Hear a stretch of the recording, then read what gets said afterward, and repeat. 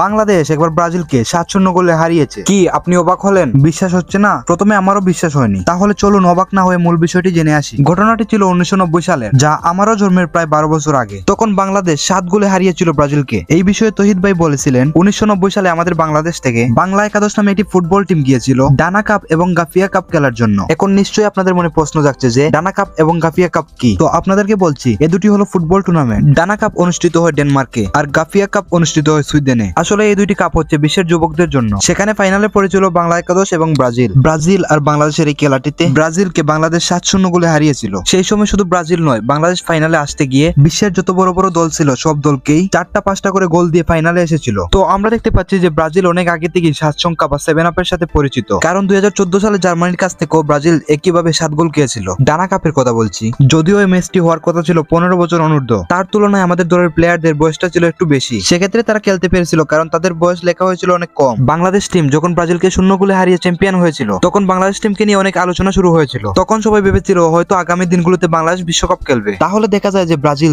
দুইবার 7 গোল খেয়েছিল। ইতিহাস ঘাটলে তো সেটি বেরিয়ে আসে 1990 সালে বাংলাদেশের কাছে এবং 2014 সালে জার্মানির কাছে। বন্ধুরা, ভিডিওটি একটুখানি ভালো লেগে থাকলে একটি লাইক দিবেন এবং চ্যানেলটিকে সাবস্ক্রাইব করে আমাদের পাশেই থাকবেন। আর এই ভিডিও সম্পর্কে কোনো মতামত থাকলে অবশ্যই কমেন্ট বক্সে জানিয়ে দিবেন। অসংখ্য ধন্যবাদ পুরো ভিডিওটি দেখার জন্য।